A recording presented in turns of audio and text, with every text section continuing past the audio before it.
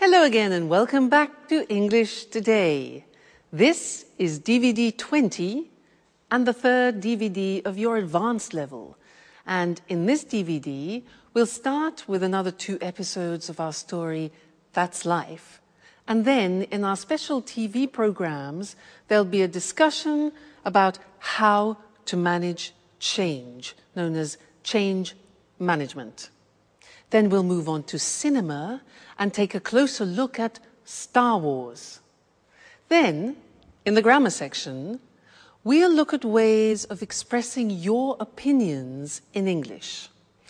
Then we'll study the construction used to, which we use when we're talking about habits. All right? So, have fun.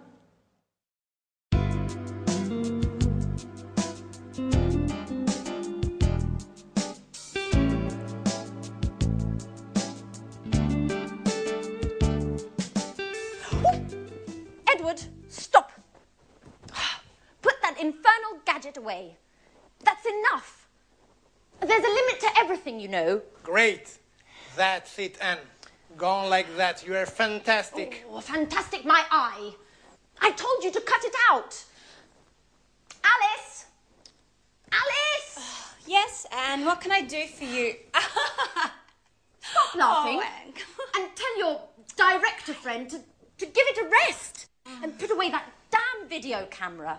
I absolutely do not want to be filmed like this. Have I made myself perfectly clear?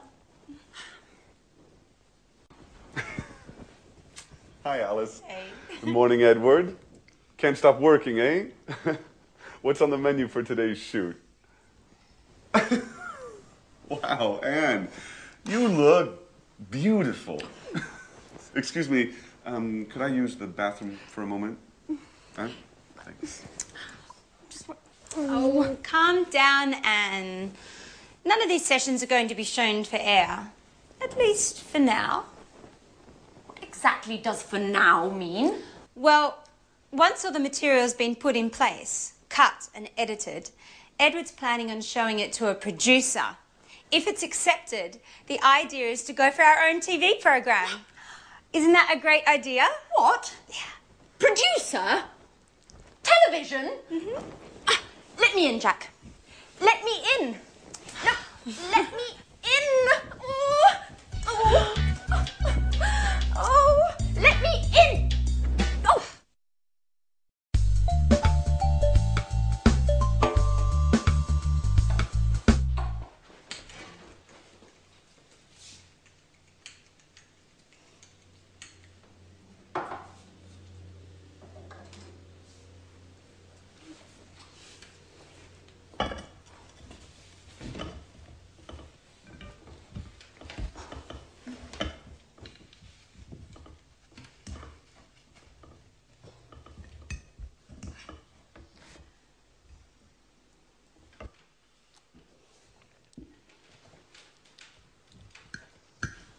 So, Anne, what do you think of Edward?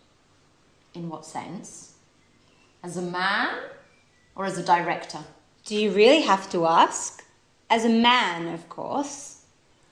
Well, I've just met him, so I can't really say. But as a director, my view is that he's a bit too intrusive.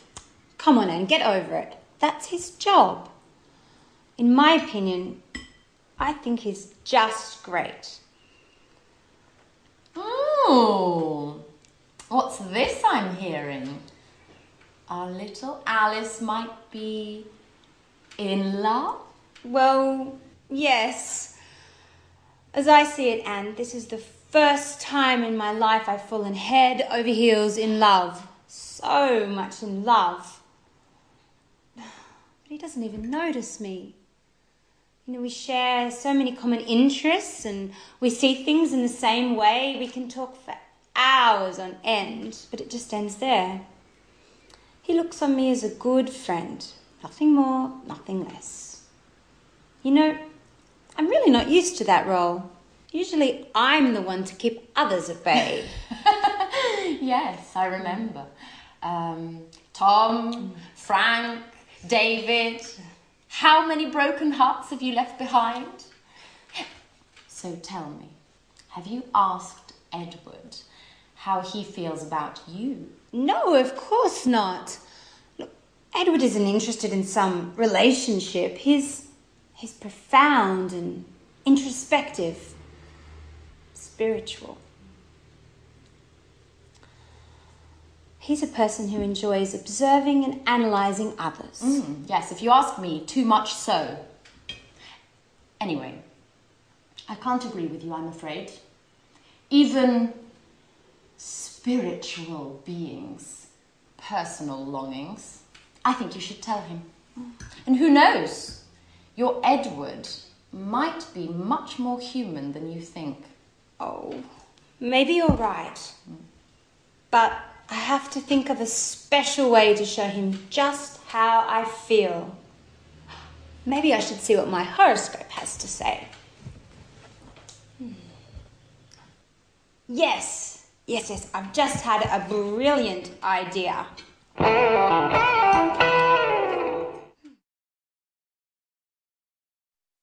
Hello again and welcome back to your live English language TV program. Did you hear in that episode how the girls were talking about their love problems? They were exchanging opinions about their love problems. Well, that's what I want to study with you now, is how do you express your opinion in English and how do you ask other people for their opinion? Now, to do this, I want to talk about an article which I read yesterday, in fact, in this magazine about women. And the article made some statements, and I want to ask you what your opinion is about the statements that I read, and I will tell you mine, all right? Well, I read this. Women are less rational than men. Women are less rational than men. What do you think about that? Yeah, well, I can go along with that. I agree in a way women are more emotional and more instinctive. Yeah, do you agree? Next thing. Other thing they said is women are less intelligent than men. Women are less intelligent than men. Now, what do you think about that? Well, I totally disagree with that. I don't know about you. Women are less intelligent than men. Who wrote this article? Men are stronger than women. Do you agree? Well, yeah, I mean, physically, men usually are stronger than women. Maybe emotionally and morally, we could debate the fact. Yeah? Maybe? Okay. Next one. Men make better leaders than women. Do you agree with that? Yeah, up to a point. I mean, most of the leaders in this world are men. But maybe it's because women haven't had enough chance to be leaders yet. Who knows? All right, and the last one is a woman's place. A woman's real place is in the home. What do you think about that? I totally agree. A woman's place should be in the home. This article. Let's move to language. Maybe it's better. Let's talk about the language we use when we give opinions. And let's use the screen. So, asking for somebody's opinion, how can you do that? Well, you can say, what do you think about that? What do you think about that? Simple question. Or, what's your opinion? We can also ask, what do you feel about that, which is more related to emotions rather than to the intellect. So, what do you feel about that? Or, what are your thoughts? What are your views about that? All right, so those are all ways of asking for somebody's opinion. When you want to give your opinion, you can say, I think, I feel, in my opinion, we should. My view is that we should, my view. Or as I see it, I think we should. All right, so that's giving opinions. Now, often you want to talk about agreement. Now, how do you ask a person for agreement? We don't say, "Are you agree?" Many languages translate that wrongly. It's not "are you agree," but "do you agree with me?" All right? Do you agree? Be careful. Do you agree? Another alternative is "do you go along?" Go along means have the same opinion. Do you go along with that? All right? Now, imagine that you want to agree totally with someone. Do you agree with that? Exactly. You can say, "I totally agree with you." "I completely agree with you." You can say, "Yeah, I go along with that. I agree with that." You can also say, "That's right," "exactly," or "absolutely." Those are all ways of agreeing totally. Now imagine that you agree sort of, you agree partially. The language here is, "Yeah, that's a good point, but I agree with you up to a point." I agree with you up to a point. So that's partial agreement, but not total agreement, all right? Now, disagreement. To be polite, you can say, "I can't agree with you, I'm afraid." If you say, "I don't agree with you," that's quite aggressive. So it's better to say, "I can't agree with you, I'm afraid," for example, if you're in a meeting. But if you want to be aggressive, you can say, "I totally disagree with you." All right, so that's an aggressive disagreement. And you could also say, "Oh, come on. Come on." All right? So there we looked at exchanging opinions, giving opinions, asking for opinions, and then talking about agreement, agreeing totally, partially, and disagreeing. I'm sure you'll find that very useful because it's what we do every day. All right? So happy practicing and see you in the next lesson. Bye.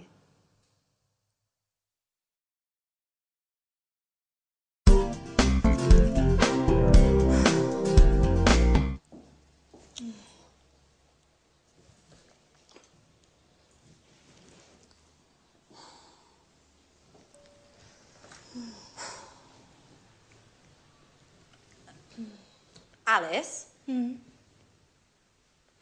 Are you feeling okay? Oh, yeah. Hi, Anne.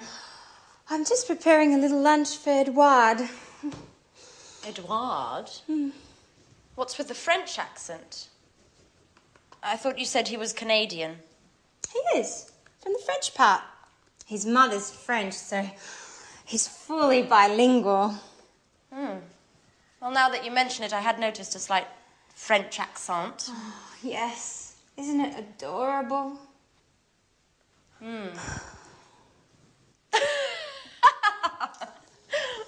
Well, I must say, love does work wonders. I'm not at all used to seeing you as a housewife.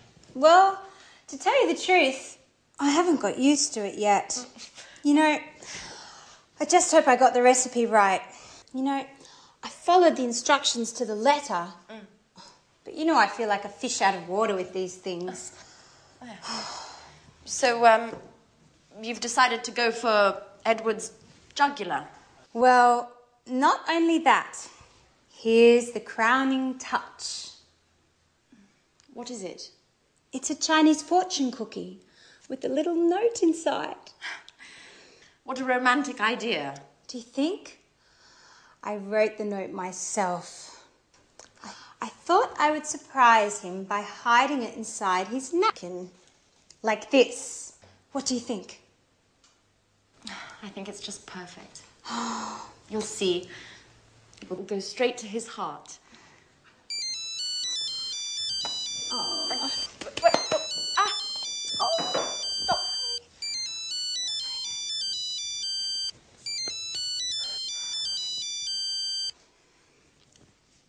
Hello? Yes, this is Alice. Oh, It's already come in. What? Oh, in half an hour? Yeah, okay. I'll be there in a few minutes. Anne? Could I borrow your car? Please? I have to go and pick up a packet my father sent me, but the post office closes in half an hour and I won't make it on foot. My car? You don't have a license? Oh, don't worry about it. I have it. And anyway, I always used to drive. You know, my dad's got a car just like yours. Okay, I'm off. Tell Edward I'll be back in a flash. Alice? Alice? But who's going to clean up this mess? Get used to it, Anne. It's the same old story. Now I'm late.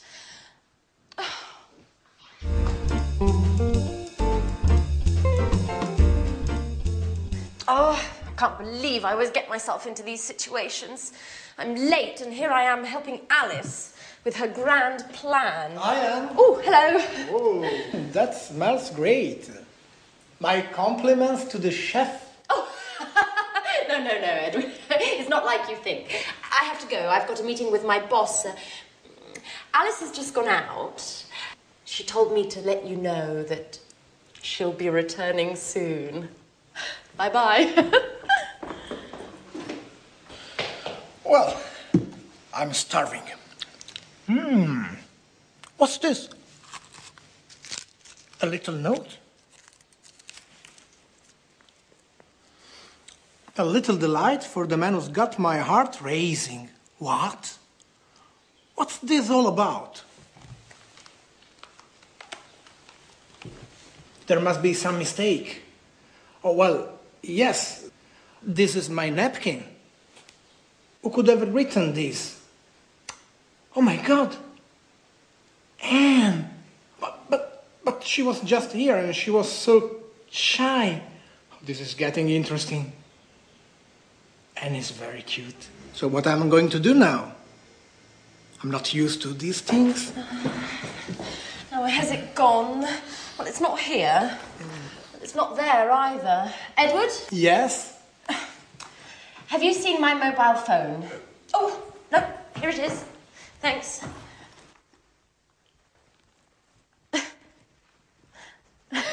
Pardon me.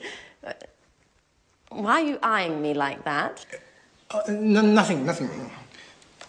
Well, all right. I've got to run. Bye-bye. She's acting like nothing is happening at all. This is getting very interesting.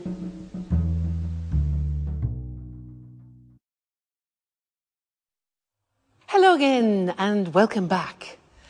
Did you notice a grammatical form that they used to and get used to? Did you pick that up when they were speaking? Because these are forms that we use in English when we're talking about habits. It's not an easy form, and I'd like to teach you that now. And to do that, to give you an example of the grammar in action, I want to talk to you about when I moved to Italy and I lived there for some time, and I had to change some of my habits. I had to adopt some Italian habits. I had to get used to new things, all right? So I'm going to use the grammar construction as I talk about this. Try and listen and pick it up. Now, I wrote a list actually because really fascinating. You would think that Italy and England being very close wouldn't be very different, but in fact there are some noticeable differences. For example, driving on the right. I had to get used to driving on the right. In England, we drive on the left. So you can imagine it's a question of life and death. So the first thing was I had to get used to driving on the right. You hear that? To get used to driving on the right. Now that means that I had to adopt a new habit, to get used to doing something. We'll look at the grammatical form after. For now, just listen how I use it, all right? Another thing. Oh yeah, Italian driving. I had to get used to Italian driving. Red lights are not really red lights. Red lights, traffic lights, are negotiable. And I had to get used to being very flexible driving on the roads in Italy, I can assure you. Now, speaking Italian. Now, when you speak Italian, you divide the world into masculine and feminine. And you know that in the English language, we don't have masculine and feminine. For table is neutral, whereas in Italian, it can be masculine or feminine. For example, a computer is masculine.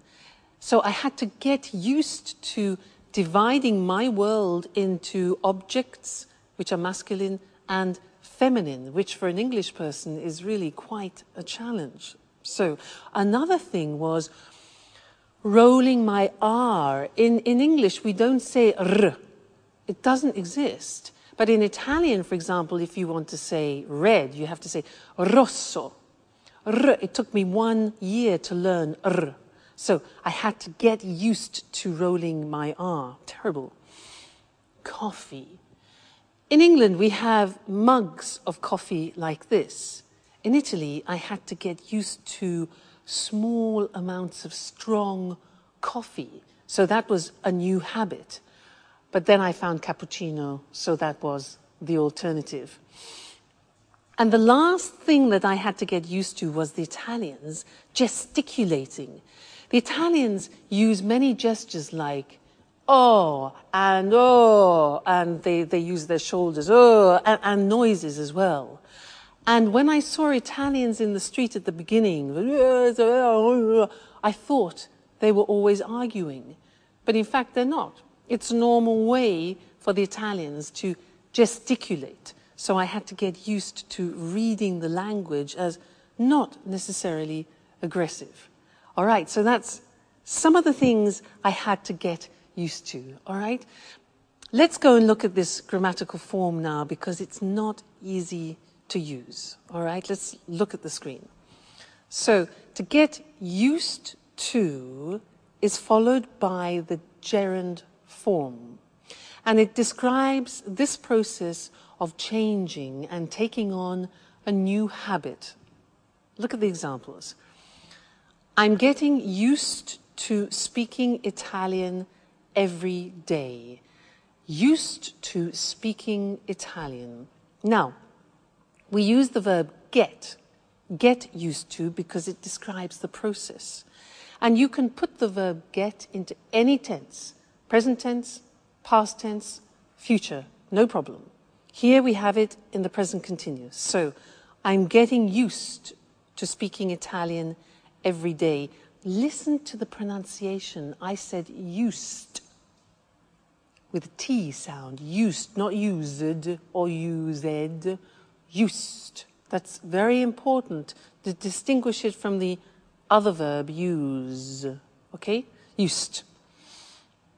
The next example, I still haven't got used to driving on the right. Here we have it in the present perfect. I haven't got used to driving on the right. Next example, don't worry, you'll get used to it. For the future, you'll get used to it. All right, so here we have an example in the future, used to it, which is an object. In the past, I had to get used to it. In the question form, how long did it take to get used to? Okay, how long did it take to get used to? So, a difficult form. Now, let's move on to the next section, which is the verb to be used to. This is very interesting because when you change a habit, it's a process. But then when you have adopted the habit, it's a state. So we use the verb to be. The examples. I'm used to getting up early in the morning. That means that now I do it regularly with no problem. I am used. We use the verb to be for the state.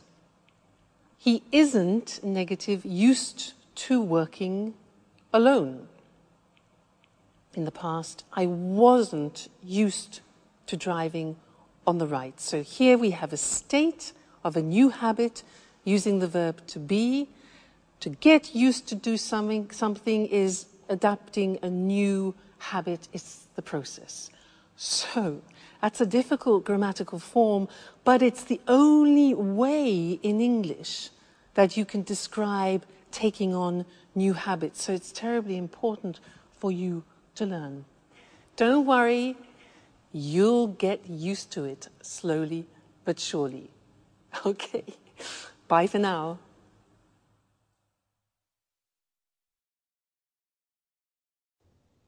Hello, and welcome to this week's edition of Let's Talk, our evening discussion program with our commentators, Tom and Marie. Good evening, everyone. Good evening. According to a recent report from the EU on the economies of the Eurozone, many companies are going through a difficult period. Senior managers are realizing that business as usual is no longer possible. Many companies need to embrace radical change in order to survive. What do you think about this situation? Well, it's true that today companies must face up to the fact that they may have to change the way they do business. New technology is making this change necessary, and new competition can result in a company having to completely rethink its business plan. I agree. Another example is when a company decides to enter a new market and becomes very successful. This success can require changes to the way the company does things.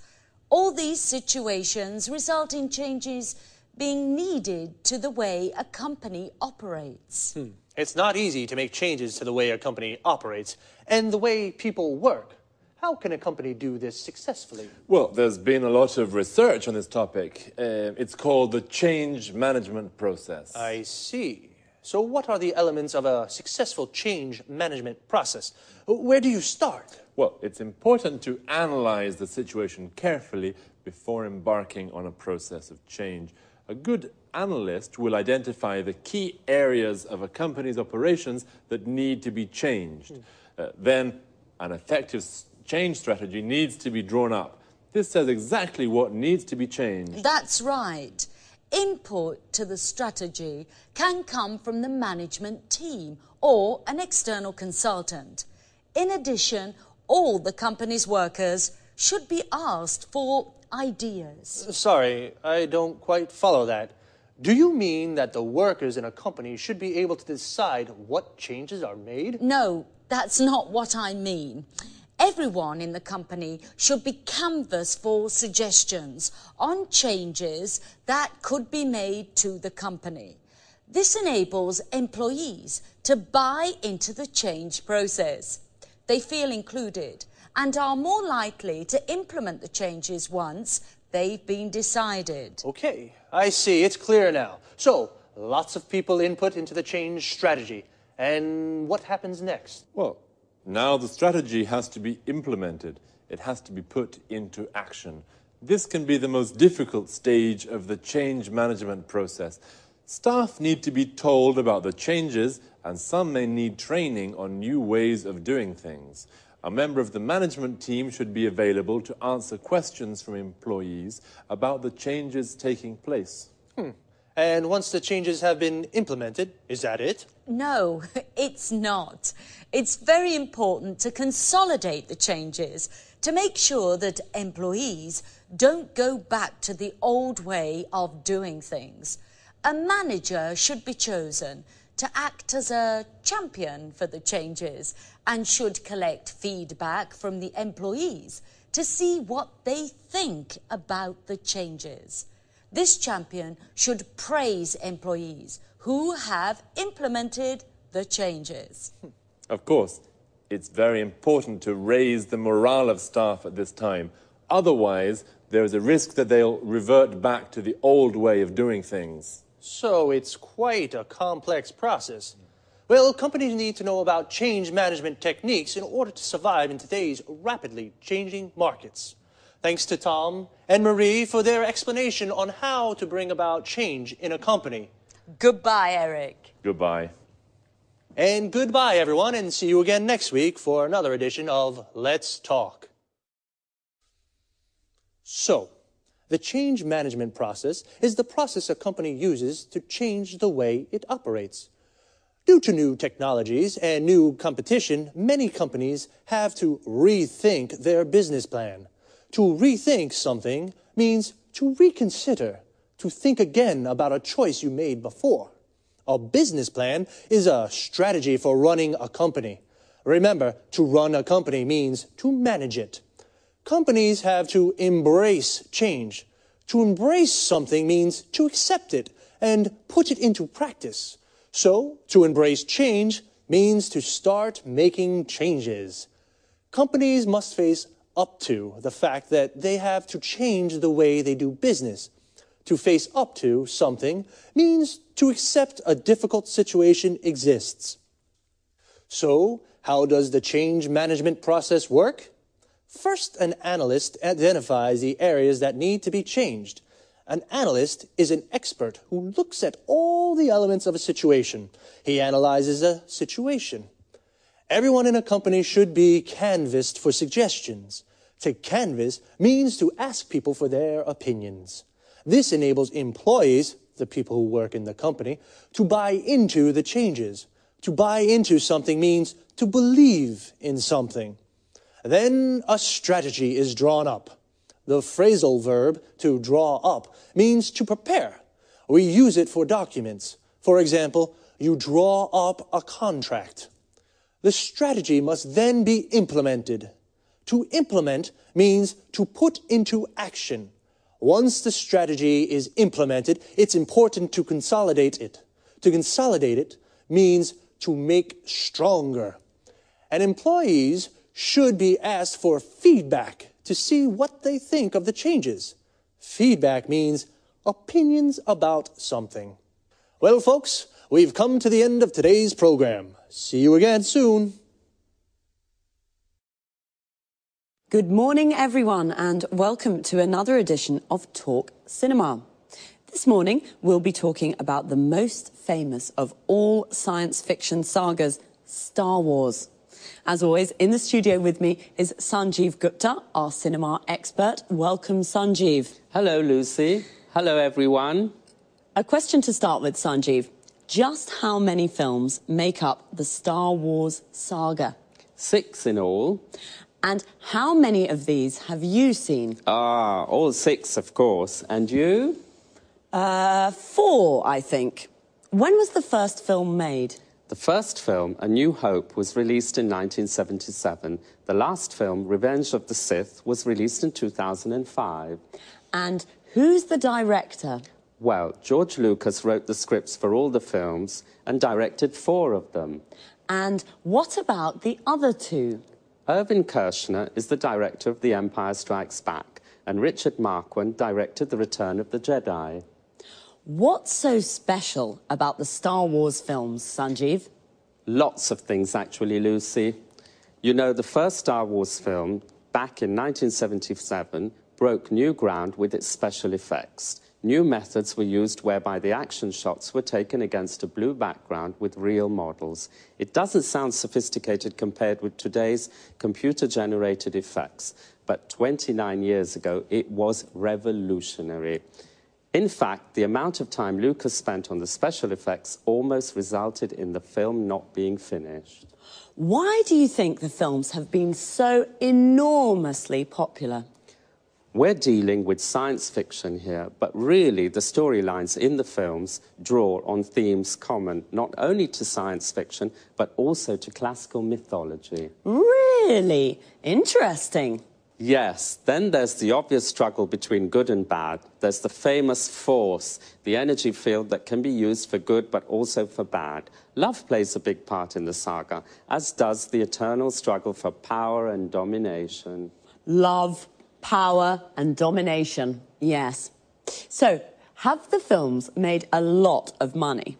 It's been estimated that the films, along with the TV series, books and video games that have been made around the Star Wars theme, have generated $20 billion over the last 29 years. So, $20 billion, yes, that's rather a lot of money. And what about the music in the movies? I really love the music. Yes, I think the music has played an important role in helping people to remember the films. John Williams composed the scores for all 6 films. The style he uses has changed as the years have gone by. In the first films, he associated leitmotifs with each character, quite a simple approach. In the later films, he changed his mind and took a richer, more sophisticated approach to the music. One last question. Is the saga definitely complete now? I wouldn't bet on it. There are rumours that George Lucas may be working on a sequel, but for television, not for the cinema. So, we may be seeing Luke Skywalker again soon. Wonderful. Well, thanks, Sanjeev, and goodbye. Goodbye. To all of you and Sanjeev, may the Force be with you. Goodbye. Now, let's have a look at some of that vocabulary we just used. So, 6 films make up the Star Wars saga. To make up something here means to go together to form the whole of something. The 6 films form the entire saga. To make up something is a phrasal verb that can also mean to invent something. For example, I made up a story means I invented a story. The first Star Wars film was released in 1977. We say a film is released when it can be seen at the cinema for the first time. It broke new ground with its special effects. To break new ground means to do something for the first time. It broke new ground because it was the first film to shoot the action shots with real models. An action shot is a scene of a film with action. For example, a car chase or a battle. And what are special effects? They're visual effects added to a film after the shooting has been completed. The shooting is the filming process of a film. The special effects used in the first Star Wars films were not very sophisticated compared with the computer-generated effects of today's films. Computer-generated effects are special effects that are made using a computer. The soundtracks of the Star Wars films have also become very famous. The soundtrack of a film is its music. In the first films, John Williams, the composer of the soundtracks, associated leitmotifs with each character. A leitmotif is a reoccurring musical or visual theme associated with a particular character, situation, or emotion. Well, we have, as usual, run out of time, so goodbye for now.